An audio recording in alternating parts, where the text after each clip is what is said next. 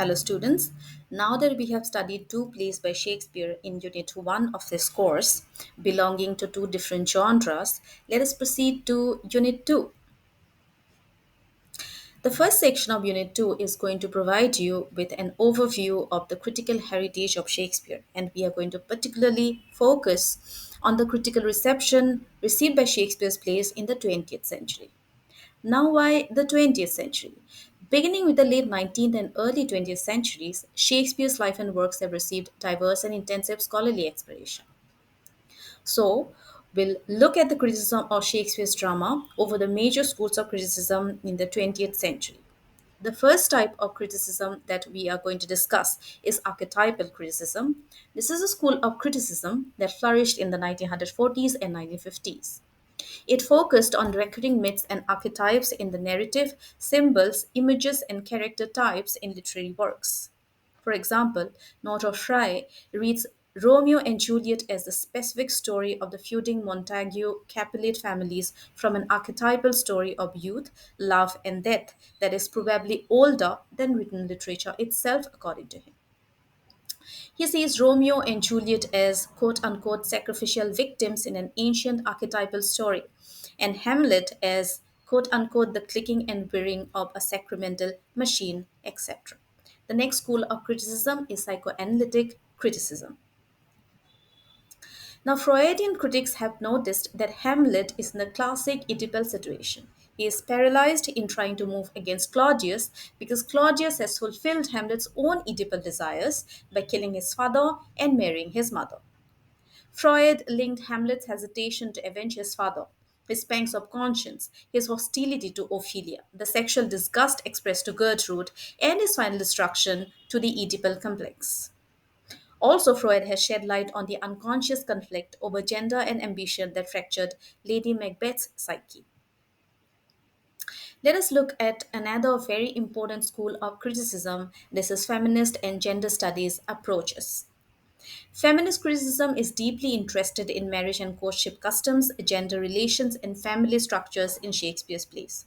Also, elements such as male insecurities about women, men's needs to dominate and possess women, their fears of growing old, etc., have been analyzed by these two schools of criticism. Much Ado About Nothing and Othello treat male jealousy and fears of being cuckolded. Young women bear violence, loneliness, and death in tragedies like Ophelia. Gertrude is artificially depicted as a sensuous and unfavorable woman character. Gender studies has engaged with issues such as women's parts played by men, and they raise questions such as why were women prohibited from taking to the stage? What was the age range of boys who played the female roles? Did men play some of the more mature women?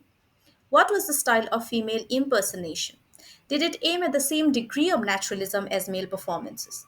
How did male and female playgoers respond to theatrical transvestitism?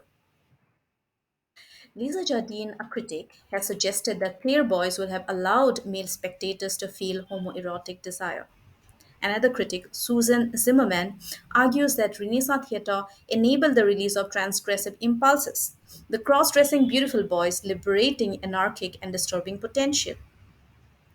In addition to these, gender studies scholars have also studied women editors of Shakespeare, women painting Shakespeare, women playing women characters, women directing Shakespeare, etc. This brings us to perhaps the most important school of criticism because of its focus entirely on Elizabethan society and Elizabethan drama. These are actually two related schools of criticism, new historicism, and cultural materialism. Both these schools flourished in the 1980s. New historicism insists that literature must be understood in its historical context. It views the literary text as cultural products that are rooted in their time and place and not world of individual genius that transcend them. It came to view Tudor and early Stuart states as being almost insurmountable absolutist monarchies in which the scope of individual agency or political agency appeared remote. Stephen Greenblatt, the founder of New Historicism, argued that power often produces its own subversive elements in order to contain it.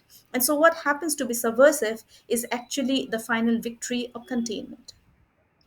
This was a major departure point of the cultural materialists, who sought a more dynamic model of culture that afforded greater opportunities for dissidents. Cultural materialists analyze the processes by which hegemonic forces in society appropriate canonical and historically important texts, such as Shakespeare and Austen, and utilize them in an attempt to validate or inscribe certain values on the cultural imaginary. They view texts as both products and functional components of social and political formations. Both new historicists and cultural materialists read historical context through legal, material, and penal documents, anecdotes, travel writings, ethnological and anthropological narratives, and of course, literary texts. They view literature as a constitutive and inseparable part of history in the making, and therefore rife with the creative forces, disruptions, and contradictions of history. So, these are the four most important schools of criticism of the 20th century that we need to discuss in the context of Shakespeare criticism. This brings us to the end of this video lecture. Thank you.